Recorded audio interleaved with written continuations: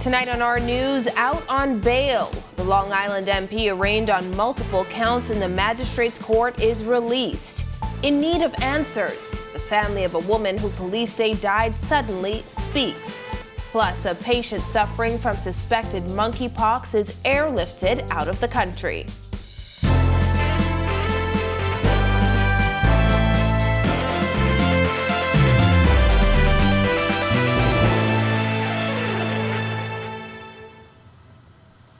Welcome to our news and thanks for joining us. I'm Christina Dragovich. Another busy day at the court as Long Island Member of Parliament Adrian Gibson and the 5 others who spent the night on remand waited for hours before they were finally released. Bethany McDermott, who was waiting outside the courthouse, joins us now in studio with more on this. Bethany?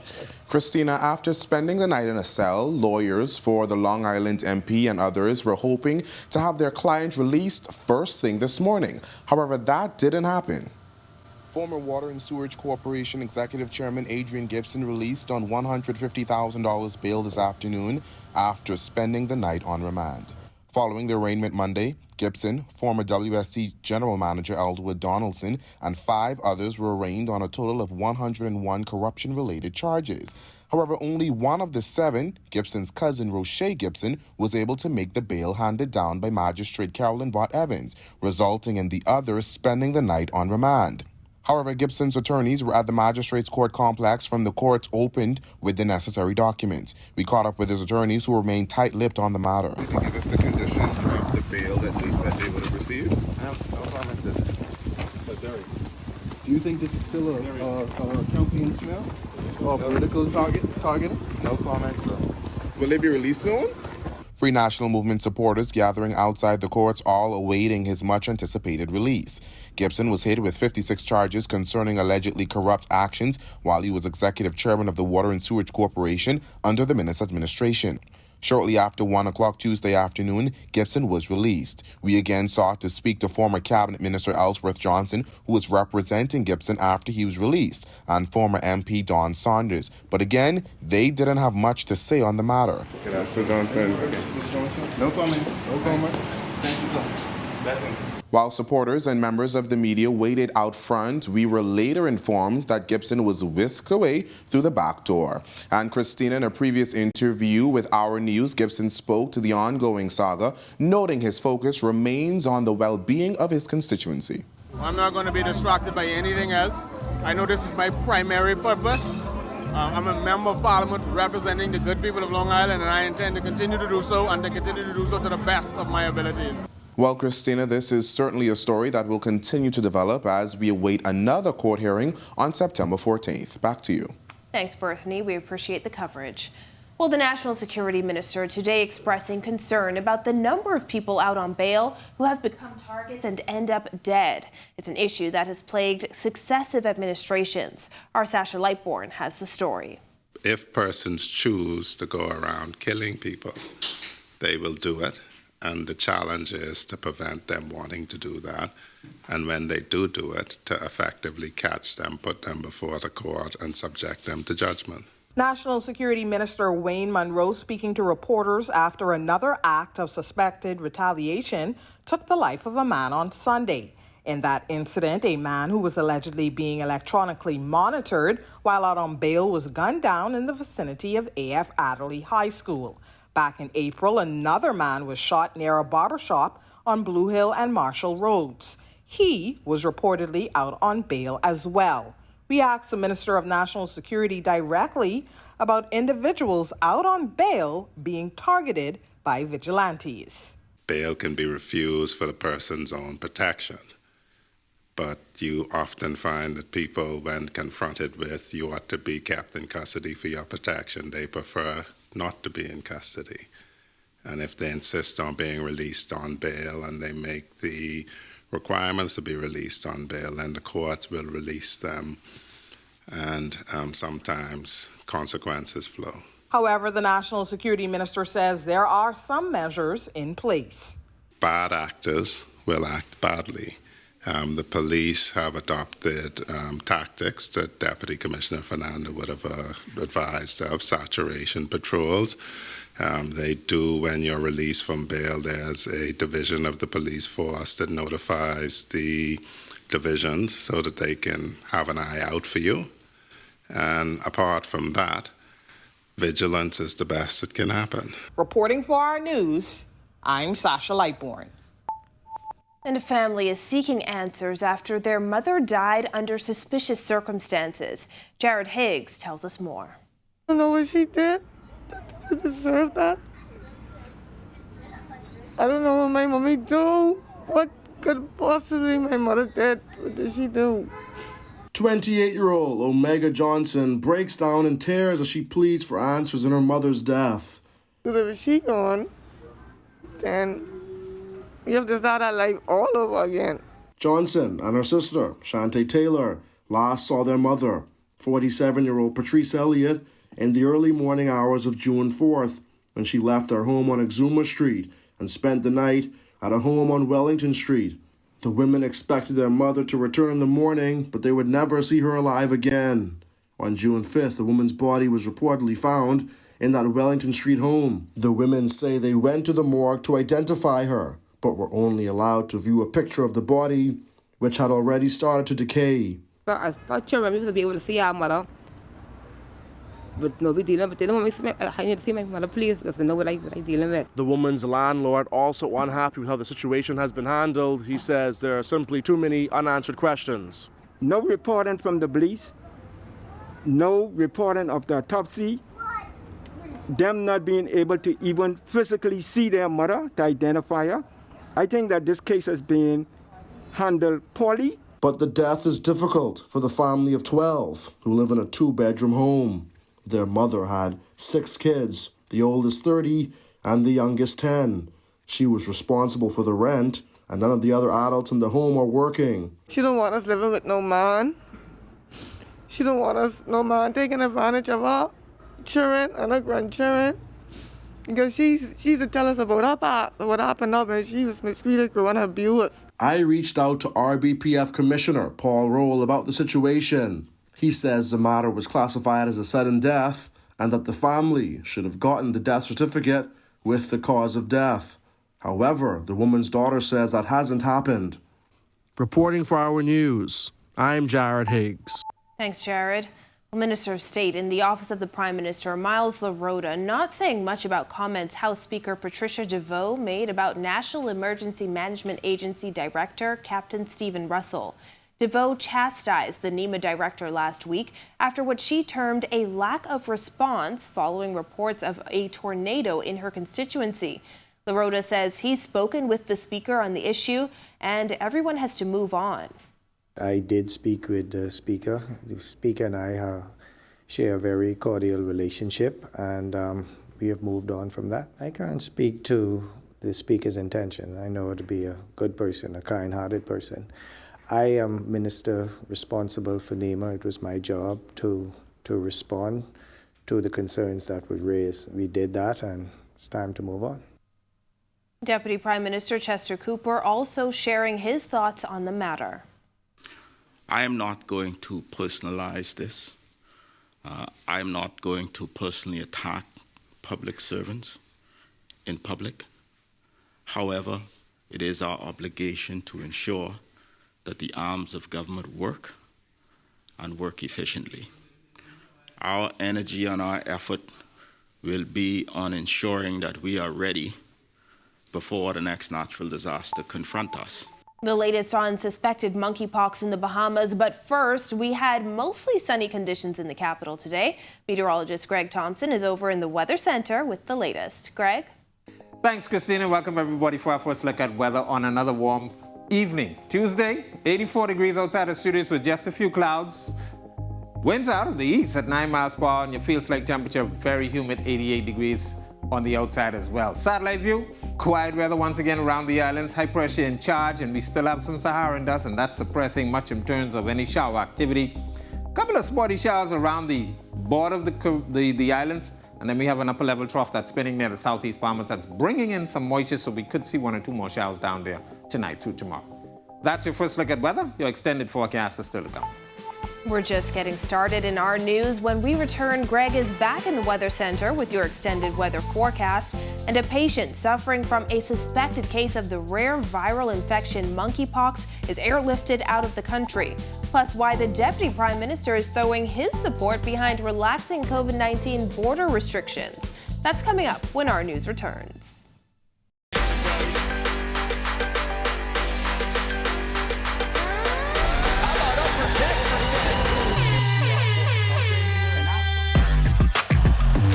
Got size at 6'5".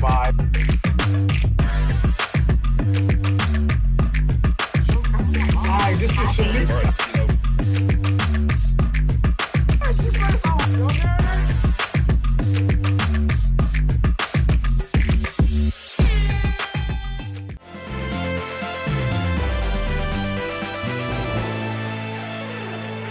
The Health and Wellness Minister giving an update on the suspected case of monkeypox that authorities were monitoring locally for more than a week. Last week, Dr. Michael Darville confirmed a foreigner in his 40s who arrived in the Bahamas on a British Airways flight was displaying symptoms of monkeypox. Dr. Darville says the patient is no longer in the Bahamas, and samples taken by local doctors are still in the process of being tested. That particular case that was in isolation was being monitored by one of our infectious disease specialists. The case was subsequently airlifted out of the country. And so as of today, there's no suspected cases of monkeypox in the country. Samples were taken from the individuals. Those samples are at our reference lab, and some lab technologists are now going through some additional training from PAHO. And in very short order, we would have the reagents in the country where we'll be able to do testing in-house. Meanwhile, the U.S. Centers for Disease Control says monkeypox cases have more than doubled in the past week. Prime Minister Philip Davis has tested negative for COVID-19.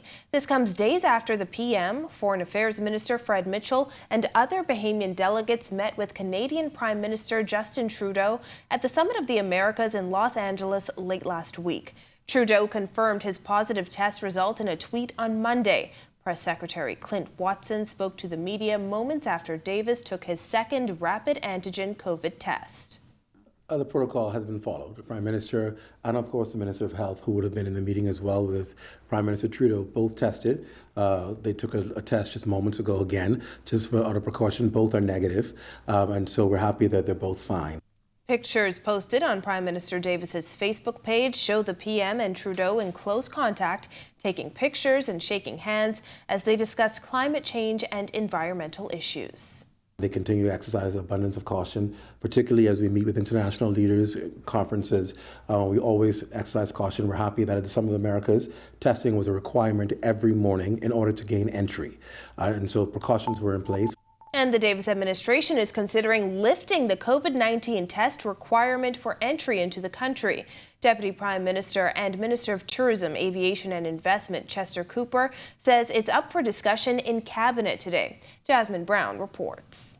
The Deputy Prime Minister was candid in his comments, warning the Bahamas should do what it can to not lose its competitive edge. I think this is the way the world is going. The United States government recently announced that it will drop the requirement for travelers coming to the United States by air to test negative for COVID-19 before departure. We're not particularly surprised that the U.S. has decided to drop their testing requirements for entry.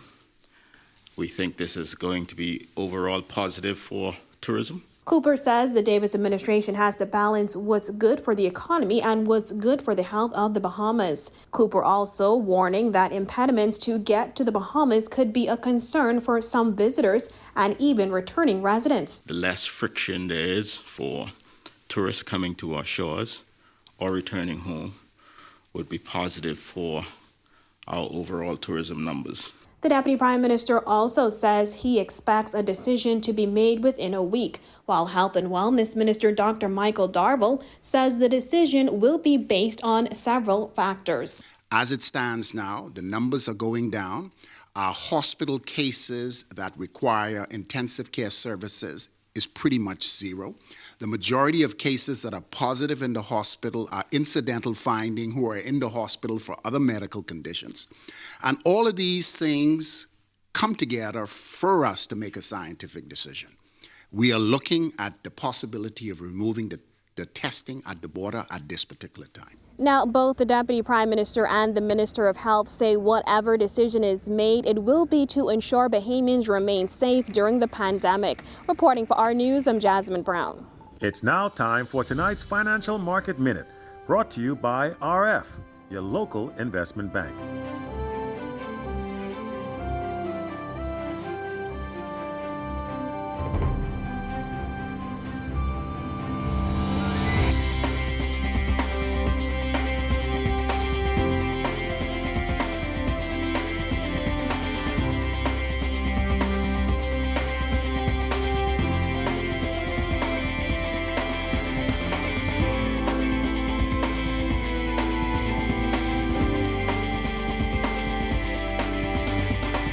This has been your Financial Market Minute. To explore the best performing mutual funds in the Bahamas, visit our website at www.rfgroup.com. When our news comes back from the break, a look at the tropics in your extended weather forecast. Plus, coming up in sports for you tonight, Jazz Chisholm struggles as the Marlins take another loss. We'll also tell you all about the NBA.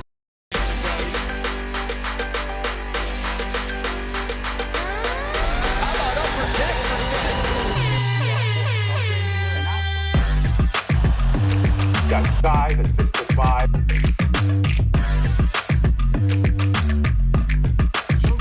Hi, this is Shamik.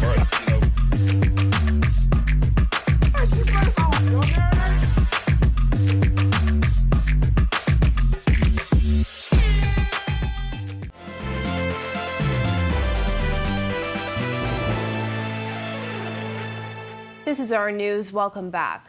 Police officers stationed at schools across the country will get specialized training to go beyond keeping kids safe on and around campuses. Police officers were reintroduced in some public schools in March, nearly a week after a male student was stabbed at A.F. Adderley Junior High School. The school-based policing program was launched under the first Christie administration. This time around, Hannah Martin says they would like police to be more involved. This is not something I would have ran to go do. But when we looked at what was happening and the safety issues and stabbings, we had, it created great concern. And so we put these SROs in several schools. What we intend to do, and I am traveling to Colorado because they have this SRO, National Association of School Resource Officers, is having a conference so that we can meet with them and see exactly how does this concept work. It involves, officers, but they also go in the classroom. They have a curriculum, and they talk about bullying and, things of that nature to help young people. Well, in sports tonight, Jazz Chisholm struggles in a Marlins loss. Meanwhile, the Warriors move within a game of the NBA title. Here's Marcellus Hall. All right, thanks, Christina. Welcome to our sports, everybody. I'm Marcellus Hall. Jazz Chisholm and the Miami Marlins, they've been up and down this year, mostly down these days. Last night, back in action, hoping to turn things around. Let's see how they did. Jazz Chisholm and the Miami Marlins back in action yesterday. Marlins taking on the Philadelphia Phillies in Philadelphia. Bit of a rough outing offensively for Jazz here. He would go 0 for 4 on the day. That would not be conducive to a Marlins win. They go down 3-2. Jazz now hitting 250 plus, but still an opportunity to be an all-star. Be sure and get your votes in at MLB.com/vote. You can vote for Jazz up to 5 times a day, hoping that Bahamians will do their best to get him in as an all-star starter. He is one of the current front-runners. Meanwhile, which will come your way on Thursday in Boston. Boston, of course, hoping to stave off elimination and force a winner-take-all Game 7 situation. And that is your look at sports for you here on this Tuesday. I'm Marcellus Hall. Back to you, Christina.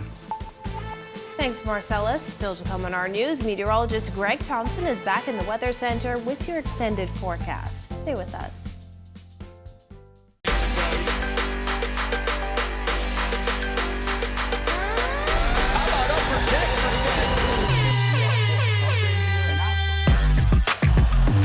Got size at 6'5".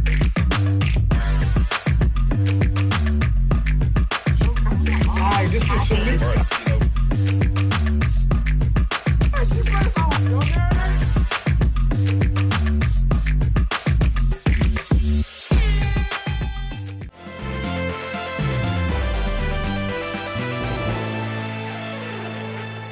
welcome back to our news. Looks like we have clear skies ahead. Greg, how's the rest of the week looking? Thanks again, Christina. Welcome back, everybody, for our second look at weather. Yeah, the tropics getting a little active. We still have a couple of areas that we are monitoring, some tropical waves moving across the tropical belt. But an area that the National Hurricane Center now watching in the Western Caribbean that's shows about a 40 to 50% chance for the formation of a system, tropical depression likely. It's going to be moving towards the northwest. The ridge of high pressure to the north of that will continue to suppress that, most of the activity to the south. If it moves over land, it's not likely to develop, but if it continues to move into the Gulf of Mexico, we could see, as I mentioned, a tropical depression by the end of the week, but it's going to be headed away from us. Satellite view showing that moisture plume across the southwestern Caribbean. Some showers and thunderstorms popping up there. Most of it is interacting with landmass. The remainder of the area under the influence of a high-pressure ridge and, of course, upper-level system that's spinning just to the southeast of the southern Bahamas, bringing in some moisture. So, as I mentioned, we could see a couple of isolated showers down there, but that Saharan dust is going to continue with us for at least another day before things clear up, but the temperatures will remain rather hot for the remainder of the week.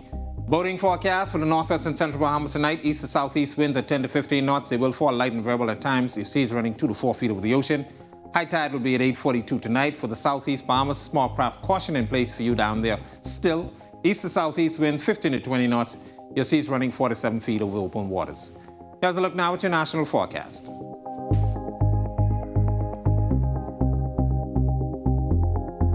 In your extended forecast over the next 7 days, not much change in the weather. That ridge of high pressure will remain with us. Warm temperatures, well, hot during the day. And those are feels-like temperatures. Will it be approaching the triple digits? We could see some isolated showers later on in the later part of the week. That's a look at our weather. Back to you, Christina. Thanks, Greg. And thank you for joining us for our news tonight. On behalf of the entire team, I'm Christina Dragovich. Have a beautiful evening, Bahamas.